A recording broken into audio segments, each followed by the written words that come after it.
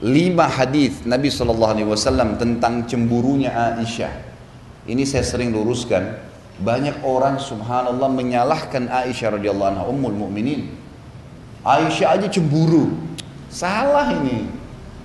Kalau ada kasus terjadi di zaman Nabi SAW, kasus yang sedang terjadi ada historinya, maka yang diambil hukum bukan historinya. Final daripada histori itu apa? Apa keputusan Nabi dari kejadian itu? 5 riwayat tentang cemburunya Aisyah. 4 Nabi SAW marahin, tegur, Aisyah minta maaf. Yang 1 Nabi SAW tidak tegur secara langsung, tapi Aisyah pun merasa bersalah. Artinya cemburunya semua tertolak dalam rumah tangga. Jangan cemburu kecuali pelanggaran agama.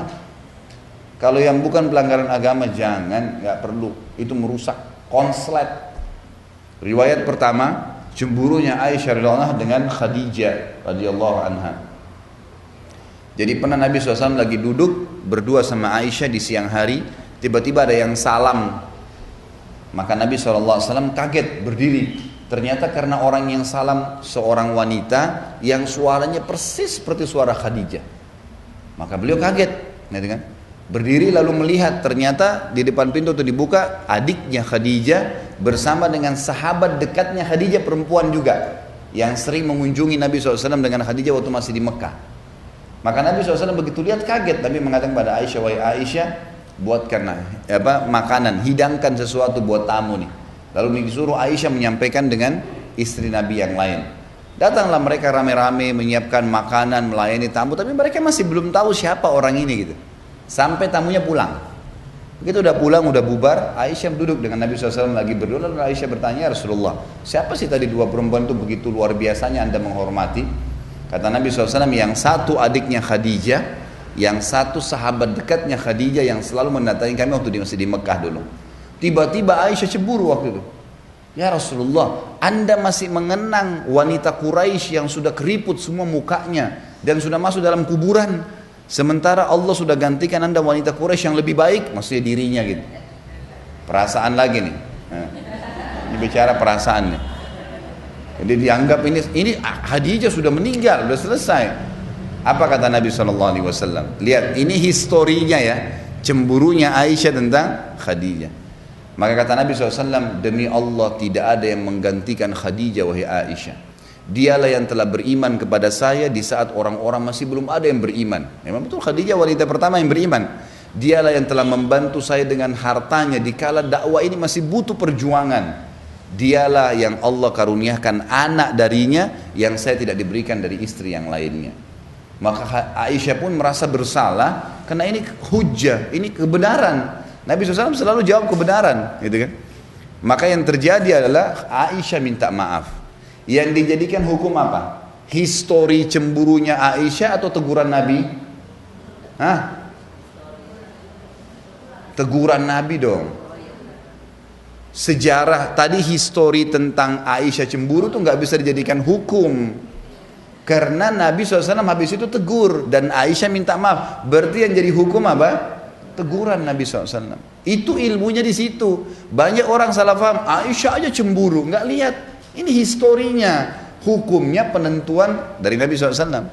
Kalau Nabi iyakan berarti boleh, kalau Nabi tegur berarti tidak boleh. Berarti tidak boleh cemburu nih, gitu kan?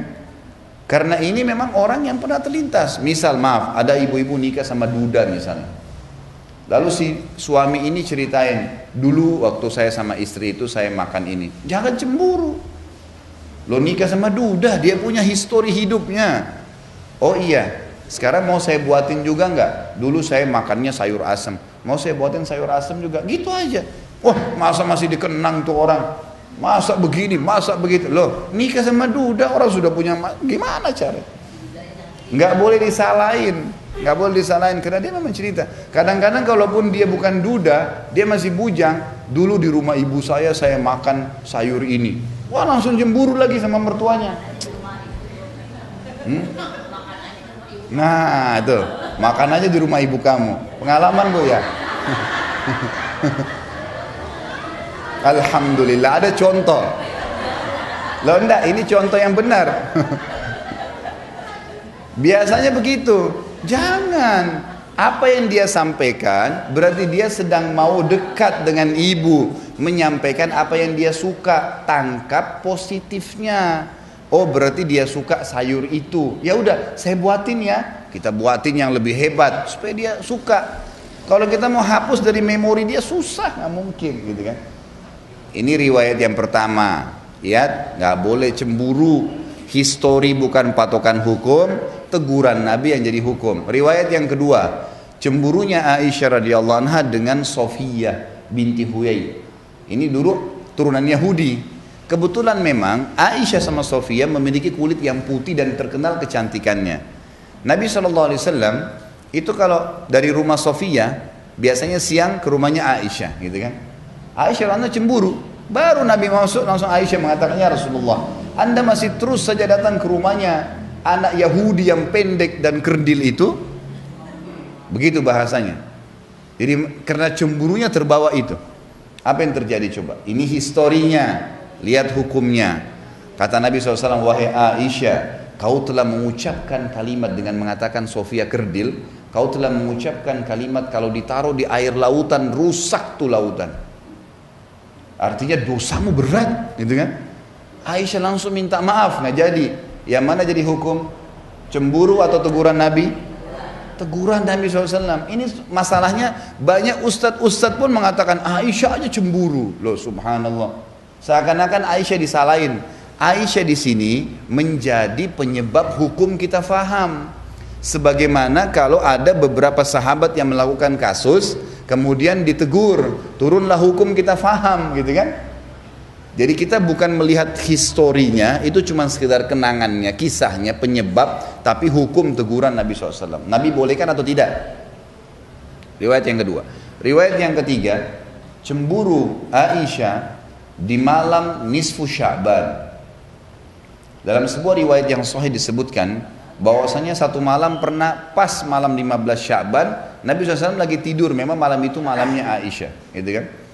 Lalu Aisyah kaget tengah malam, lihat Nabi SAW nggak ada di sebelahnya, tiba-tiba cemburu, pakai baju, kemudian datangin semua istri Nabi yang lain, diketokin, Nabi ada nggak? Nabi ada nggak? Nabi ada nggak?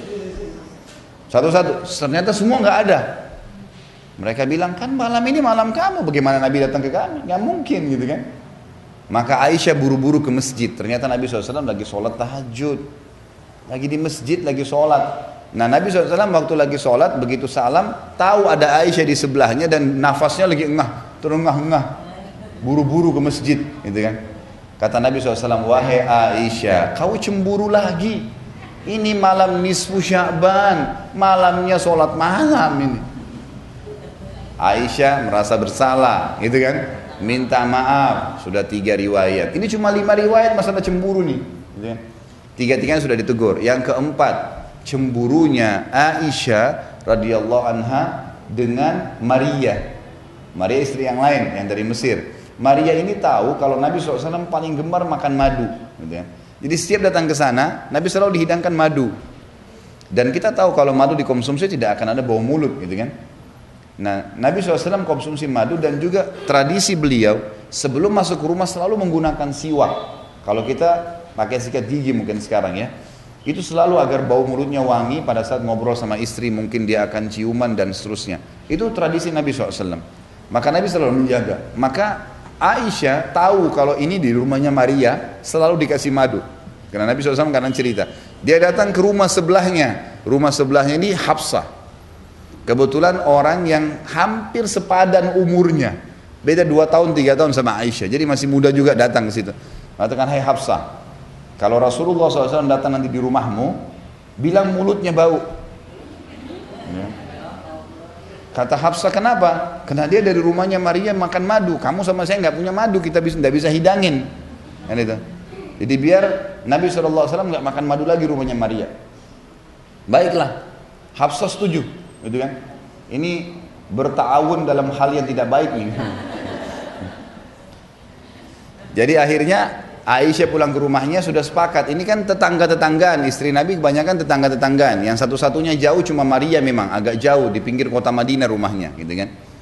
Maka Nabi SAW datang ke rumah Aisyah. Kemudian Aisyah mengatakan, baru masuk ya Rasulullah mulut anda bau. Kok bisa? Saya sudah pakai siwak. Nggak mungkin orang sudah sikat gigi segar kemudian bau, dan saya cuma makan madu, pokoknya bau ya Rasulullah. Rasulullah sudah tahu ini ada masalah nih, ini pasti permainan lagi nih. Baiklah, Nabi SAW keluar, karena biasanya siang hari beliau memang mendatangi rumah-rumah istrinya gitu kan, datang ke rumah Hafsah. Hafsah juga baru masuk, ya Rasulullah mulut anda bau. Oh, saya enggak, saya sudah pakai siwak, saya juga udah cuma makan madu, pokoknya bau ya Rasulullah. Rasulullah SAW sudah tahu nih, ini ada masalah berdua ini. Rasulullah enggak ke rumah yang lain lagi, langsung ke pinggir kota Madinah, kemudian duduk memikirkan, ini kenapa sih mereka ini buat gini gitu kan. Seperti itulah bahasanya. Lewat seorang sahabat bilang, ya Rasulullah ada apa? Jadi, bisakah saya bantu? Kata Nabi SAW, hari ini saya haramkan madu, gak boleh lagi umatku minum madu gitu kan. Langsung pada saat itu Jibril bawa ayat surat Tahrim ayat 1. Hai Nabi, kenapa berani-berani kau haramkan madu hanya karena mencari ridho istrimu? Mendengarkan ayat ini turun, Aisyah dan Hafsah minta maaf. Langsung minta maaf, gak berani lagi gitu kan. Yang terakhir ini 4 ingat, 4 riwayat semuanya permintaan maaf dari Aisyah, dan historinya karena cemburu yang salah. Hukumnya adalah teguran Nabi SAW, tidak membolehkannya. Gak ada lagi mulai hari ini cemburu dengan mertua, dengan ipar, dengan perlu. Kecuali pelanggaran agama ya lain. Misalnya dia bergaul bebas, nah itu haram, gak boleh tegur. Ada sembarangan orang telepon yang memang betul-betul bisa berbahaya bagi rumah tangga, itu lain. Riwayat yang kelima adalah riwayat cemburunya Aisyah dengan Ummu Salamah radhiyallahu anha ajmain. Ummu Salamah ini istri Nabi yang paling tua umurnya. Yang lain semuanya itu tidak tua gitu kan. Karena semalam ada yang tanya saya di pengajian di Blok M Square itu, Ustadz, katanya kalau ada yang mau menikah lagi, mungkin ini dari ibu-ibu pertanyaannya gitu. Nabi kan menikahnya sama janda-janda tua semua. Jadi kalau suami mau nikah, silakan nikah sama janda-janda jelek tuh. Gitu pertanyaan kertasnya. Ini saya bilang sudah jelas nih, ini dari ibu-ibu. Dan saya sudah tahu bagaimana menangani ibu-ibu ini, perasaan terus. Saya bilang gini, riwayat yang kisah yang mengatakan istri Nabi semua tua itu nggak benar. Satu-satunya istri Nabi yang tua hanya Ummu Salamah. Yang lainnya semua masih muda, cuman memang janda, gitu kan. Rata-rata dinikahi Nabi SAW umurnya di bawah 30 tahun semua itu. Khadijah lain, kita sudah meninggal. Khadijah kan waktu di Mekah sendirian, nggak ada madunya Khadijah. Waktu menikah umur 40 tahun. Menikah dengan Nabi SAW di umur 40 tahun, Nabi SAW umur 25, beda 15 tahun waktu itu. Dan Nabi SAW dikaruniai 6 orang anak dari Khadijah, itu kan. Setelah itu masih melahirkan. Baik, kita bicara ini fase Madinah, istri-istri Nabi setelah poligami, gitu kan. Setelah kasus poligami, karena di Mekah tidak ada poligami selama Khadijah masih hidup. Waktu Khadijah sudah meninggal, maka Nabi SAW menikahi 2 wanita sekaligus, Aisyah dengan Sauda. Ini dengan waktu yang bersamaan, gitu kan. Jadi kita lihat Ummu Salamah ini satu-satunya istri Nabi yang memang yang berumur, dan beliau sangat bijaksana. Orang itu dewasa, orangnya sangat dewasa karena sudah berumur. Jadi tidak ada ikut-ikutan dalam kasus cemburu-cemburuan nih, gitu kan. Ummu Salamah pernah memberikan hadiah senampan kurma ke rumah Aisyah. Niatnya baik, karena waktu itu Nabi SAW lagi duduk di rumah Aisyah, niatnya supaya dimakan berdua sama Nabi SAW. Niatnya baik, gitu kan. Waktu tiba nampan tersebut dan yang bawa pembantunya Ummu Salamah, Aisyah lihat, gitu kan. Ini pembantu Ummu Salamah, langsung cemburu lagi. Cemburunya ini, masa orang ini sudah tahu waktu saya kok masih mengganggu, padahal sebenarnya dia tidak tangkap nih maksudnya. Makanya jangan pakai perasaan, pakai pikiran. Ini kalau perasaan suudzon terus orang, gitu kan. Akhirnya ditepis lah, Aisyah langsung berdiri, langsung ditepis nampan itu, berantakan sebuah kurmanya. Kata Nabi SAW waktu itu, ini hadis yang, ini riwayat yang kelima ya. Kata Nabi SAW kepada pembantunya Ummu Salamah, pungutlah kurma-kurma ini, ibumu lagi cemburu. Udahlah. Itulah. Akhirnya Aisyah malu sendiri, Aisyah ikut mengumungut kurma itu. Dan akhirnya dimakan juga, gitu kan. Yang jadi hukum yang mana? Histori atau penentuan? Penentuan Nabi SAW. Jadi tidak ada cemburu kecuali pelanggaran agama terjadi. Ini akan lebih meringankan hatinya ibu-ibu. Luar biasa tenang hatinya kalau ini selamat.